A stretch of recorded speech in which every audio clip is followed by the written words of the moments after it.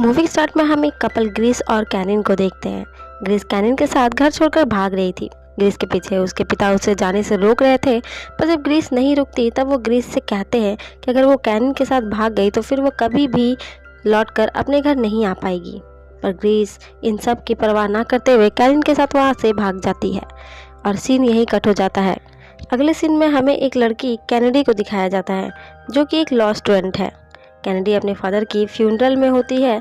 Kennedy के father कोई और नहीं बल्कि कैनिन था, और कैनिन के फ्यूनरल के बाद कैनेडी अपने फादर के लॉयर के पास जाती है, क्योंकि उसके फादर उसके लिए एक प्रॉपर्टी छोड़कर गए हैं, सर्कल क्रॉस फार्म हाउस, जो अगर कैनेडी चाहे तो उसे बेच सकती है, पर इसके लिए उसे खुद वैलेंटाइन टाउन में जाना होगा। लॉयर बताता है कि वैलेंटाइन टाउन में ही उनके फादर का कज़न रहता है और उसी के पास फॉर्म के सारे पेपर्स हैं। उसके कज़न का नाम स्मिथ है और वो भी एक लॉयर ही है, जो उनके सर्कल क्रॉस फार्म हाउस का सारा हिसाब रखता है, और वो ही इसे बेचने के लिए क्लाइंट भी लेकर आया है।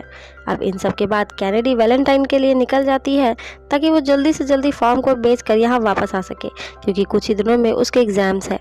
खैर, कैनेडी अपने सफ़र में निकल जाती है और कुछ ही घंटों में वो वैलेंटाइन शहर पहुंच जाती है, और यहाँ वो अपने फादर के कज़न यानी लॉयर स्मिथ के पास जाती है, जहाँ वो फार्म को बेचने के पेपर्स को तैयार कर रखा था। सामने वाली पार्टी इस फार्म के ठीक ठाक पैसे दे रही थी, क्योंकि फार्म कुछ सालों से घाटों में चल रहा था। इसलिए स्मिथ का कहना था कि इस फार्म को बेच देना ही अच्छा है। कैनेडी पेपर्स पर साइन करने वाली थी, पर फिर वो रुक जाती है और इस फार्म को जाकर देखने का सोचती है, क्योंकि वो कभी भी यहाँ पर नहीं आई थी। उसके पेरेंट्स को ये जगह बहुत पसंद थी, पर इसके बावजूद वो कभी भी कैनेडी को यहाँ नहीं आने देते थे, और कैनेडी की मदर के मौत के बाद उनके फादर ने इस जगह के बारे में बात करना भी छोड़ दिया था। पर अब कैनेडी इस फार्म को बेचने से पहले इसे देखना चाहती थी, इसलिए वो पेपर्स पर साइन नहीं करती है और अपने फॉर्म को देखने के लिए निकल जाती है। फॉर्म के पास पहुंचकर अपने घर के सामने उसे एक डॉग दिखता है, जो कैनेडी पर भौंकता ही जा रहा था। तभी यहाँ डेरिक आता है, जो कैनेडी से उसके यहाँ आने का रीज़न पूछता है। साथ ही बिना बताए यहाँ उसके फॉर्म में घुस जाने के लिए डेरिक कैनेडी से काफ़ी रूडली बातें करता है, पर कैनेडी भी उसे कह देती है कि वो ही यहाँ पर घुसपैठिया है, जबकि वो खुद यहाँ इस जगह की मालकिन है। ये सुनकर डेरिक समझ जाता है कि कैनेडी स्मिथ की रिश्तेदार है, पर तब तक डेरिक की मदर यहाँ आ जाती है, जो कैनेडी को देखकर ही पहचान जाती है, क्योंकि कैनेडी बिल्कुल अपनी मदर ग्रीस की तरह ही दिखती थी।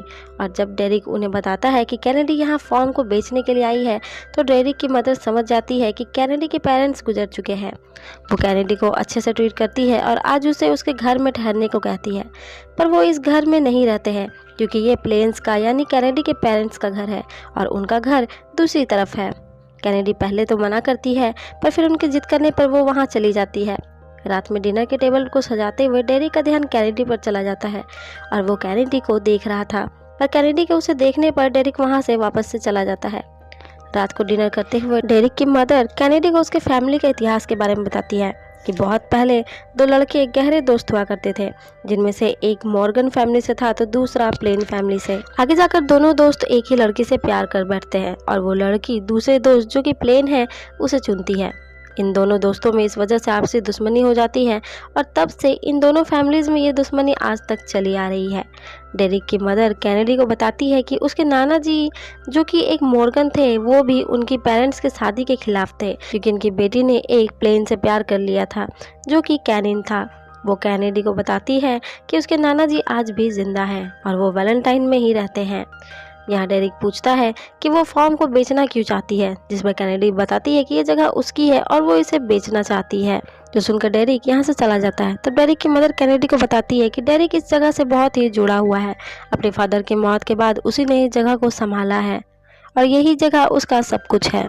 इसके बाद डेरिक की मदर कैनेडी को एक पार्सल देती है, जो कि किसी ने कैनेडी के लिए बहुत पहले ही भेजी थी। ये कैनेडी की मदर की डायरी थी।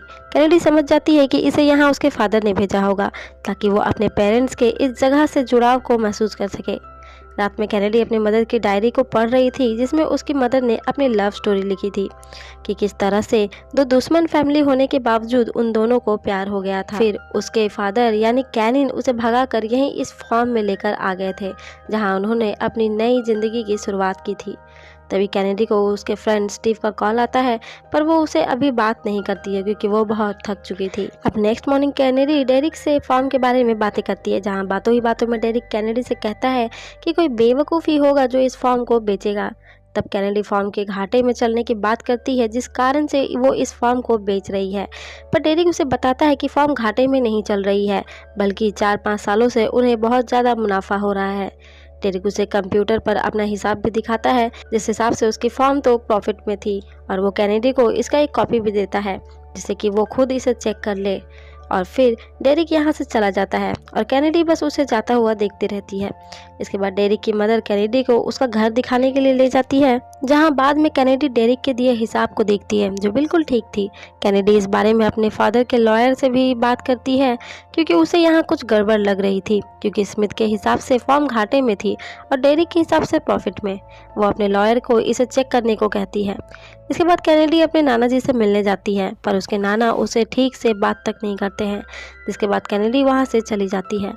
वहीं हम लॉयर स्मिथ को देखते हैं, जो किसी से बातें कर रहा था सर्कल क्रॉस फॉर्म को बेचने को लेकर, और उसकी बातों से हमें समझ आ रहा था कि कैनेडी को वो धोखा दे रहा है। दूसरी तरफ डेरिक देखता है कि उसके फॉर्म में कुछ दिनों से कोई छुप कर रह रहा है, पर वो कौन है उसे ये पता नहीं चलता है। इसके बाद हम देखते हैं कि कैनेडी अब अपने घर में रहने लगी है। जब तक फॉर्म की प्रॉब्लम सॉल्व नहीं हो जाती है, वो यहाँ से कहीं भी नहीं जाएगी। वहीं डेरिक भी आता है और कैनेडी से हिसाब में गड़बड़ होने की बात बताती है। इस पर डेरिक उसे कहता है कि अगली बार जब वो स्मिथ से बात करने जाए तो उसे भी लेकर जाए और उसके सामने ही बात करे, जिससे कि कैनेडी को सच्चाई का पता चल जाएगा। अब रात में कैनेडी को उसका फ्रेंड स्टीव वापस से कॉल करता है, और जैसे ही उसे यह एहसास होता है कि कैनेडी को अब वैलेंटाइन शहर अच्छा लग रहा है और शायद से वो वहीं रहना चाहती है, तो वो कैनेडी से अपना लव कन्फेस कर देता है। पर कैनेडी उसे मना कर देती है, क्योंकि उसने कभी भी स्टीव को एक दोस्त से ज़्यादा कुछ नहीं समझा है। खैर, अगले दिन सुबह सुबह कैनेडी से एक अनजान आदमी मिलने आता है जॉब के सिलसिले में, पर कैनेडी उसे डेरिक के पास जाने को कहती है, पर वो स्ट्रेंजर कहता है कि वो डेरिक को जानता है। पर जब वो खुद डेरिक को बुलाने जाती है तो वो स्ट्रेंजर वहाँ से चला जाता है। कैनेडी ये बात डेरिक को भी बताती है, पर डेरिक बताता है कि वो किसी भी ऐसे इंसान को नहीं जानता है। खैर, अगले सीन में कैनेडी डेरिक की मदर के साथ मार्केट जाती है, चर्च में किसी फंक्शन की तैयारी के लिए सामान लेने, जहां वो चीज़ों को बेचकर पैसा इकट्ठा करते हैं और फिर ऑर्फनेज के बच्चों के साथ कैंपिंग करते हैं। यहाँ डेरिक की मदर कैनेडी से अपने बारे में बात करती है कि डेरिक यहाँ पर नहीं पला बड़ा है। वो बताती है कि वो और उसके हस्बैंड यहाँ से शिकागो चले गए थे। अच्छी सैलरी वाला जॉब मिलना यहाँ आसान नहीं था, इसलिए शिकागो जाकर उन लोगों ने सोचा था कि वो अपनी एक बड़ी फैमिली बनाएंगे, पर ऐसा हो नहीं सका, और तब जाकर उन लोगों ने डेरिक को गोद ले लिया था। पर वहाँ भी डेरिक का बड़ा होना आसान नहीं था, और फिर वो जब 16 साल का हुआ तब वो उसे लेकर यहाँ पर आ गए थे। अब कैनेडी इस बारे में और पूछती, पर डेरिक की मदर इसे टाल देती है। अब वापस आकर कैनेडी घुड़सवारी करती है। डेरिक भी उसे देख लेता है और वो भी कैनेडी के पास जाता है, पर वो ऐसा प्रिटेंड करता है जैसे वो अचानक से ही उसके सामने आ गई है। जिसके बाद डेरिक कैनेडी को यहाँ की जगह को दिखाता है। कैनेडी यहाँ एक कब्रिस्तान का जिक्र करती है, पर डेरिक उसे वहाँ किसी और दिन ले जाने का कहता है, क्योंकि वो जगह यहाँ से बहुत ही दूर है। अब वापस आकर डेरिक कैनेडी से आज की रात उसके घर पर सोने का कहता है, क्योंकि वो स्ट्रेंजर वापस से आ सकता है। पर कैनेडी नहीं मानती है। तब डेरिक अपने डॉग को कैनेडी के साथ छोड़ देता है उसकी हिफाजत के लिए। पर सुबह कैनेडी देखती है कि डेरिक उसकी सेफ्टी के लिए पूरी रात उसके घर के बाहर ही सो रहा था। खैर, डेरिक कैनेडी को तैयार होने का कहकर वहां से चला जाता है, क्योंकि वो लोग चर्च के फेस्टिवल में जाने वाले थे। यहाँ कैनेडी की मुलाकात उसे एक और रिलेटिव से होती है, जो कि मॉर्गन है। ये चर्च का पास्टर होता है, जहाँ पास्टर कैनेडी को उसकी वाइफ रॉबिन से मिलवाता है, जो कि एक स्टेट हिस्टोरिकल सोसाइटी के लिए काम करती है। अब इसके बाद कैनेडी डेरिक से बात करती है कि क्यों न इस बार वो बच्चों की कैंपिंग सर्कल फार्म हाउस में कराए, क्योंकि वो कैंपिंग की जगह ढूंढ रहे हैं।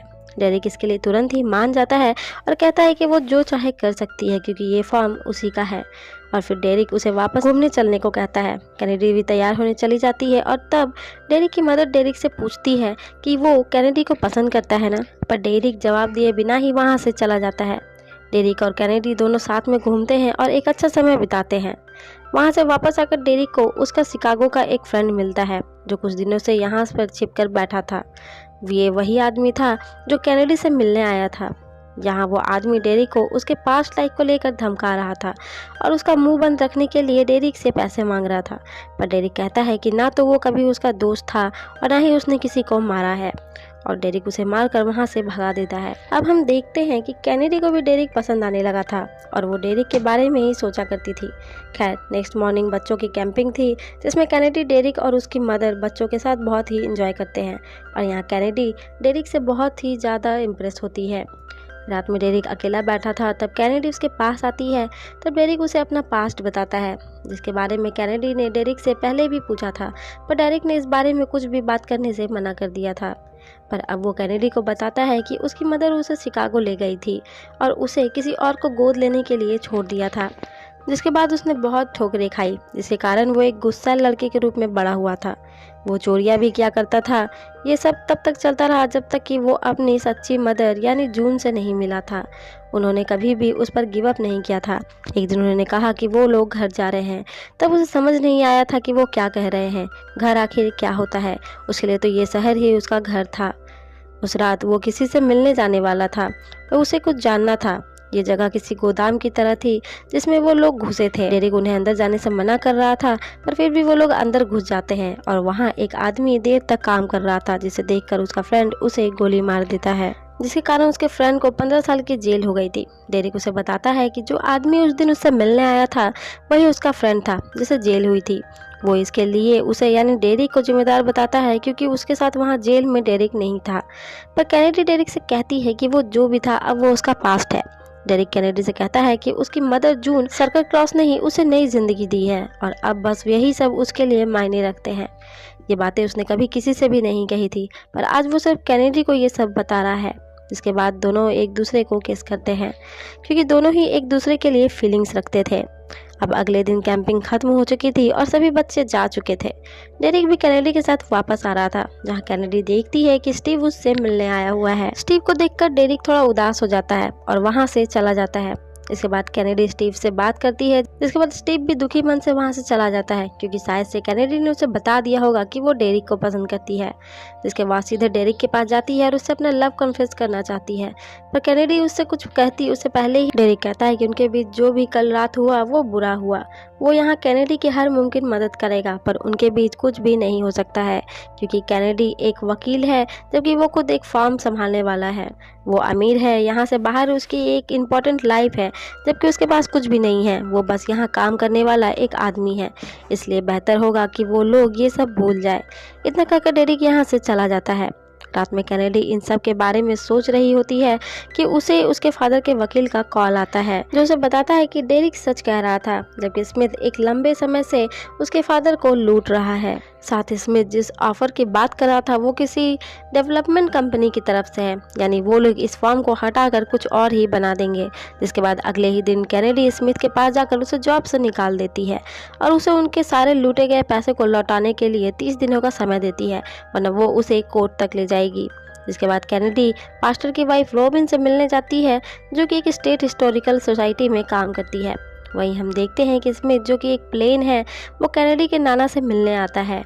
अब इसके बीच यहाँ क्या बात होती है ये हमें नहीं बताया जाता है। दूसरी तरफ कैनेडी डेरिक और उसकी मदर से मिलती है और उन्हें बताती है कि अब ये फार्म नेशनल रजिस्टर के अंडर में होगा, जिससे कि वो यहाँ ऐतिहासिक जगहों को ढूंढेंगे। जिस पर डेरिक की मदर तब कैनेडी से पूछती है कि तब उन्हें कब तक फार्म को खाली करना पड़ेगा, जिस पर कैनेडी कहती है कि उन्हें यहाँ से कहीं भी नहीं जाना पड़ेगा, वो हमेशा इस फार्म में रह सकते हैं और इस फार्म को ही संभालेंगे। कैनेडी को इस फार्म में अच्छे पैसे मिलते, पर वो इस जगह की वैल्यू को समझ चुकी थी, इसलिए अब वो नहीं चाहती थी कि कोई भी किसी भी तरह से इस फार्म को बेच सके। ये जानकर डेरिक बहुत खुश होता है और कैनेडी को गले लगा लेता है। अब रात में जब कैनेडी सो रही थी तो उसे बाहर कुछ हलचल महसूस होती है।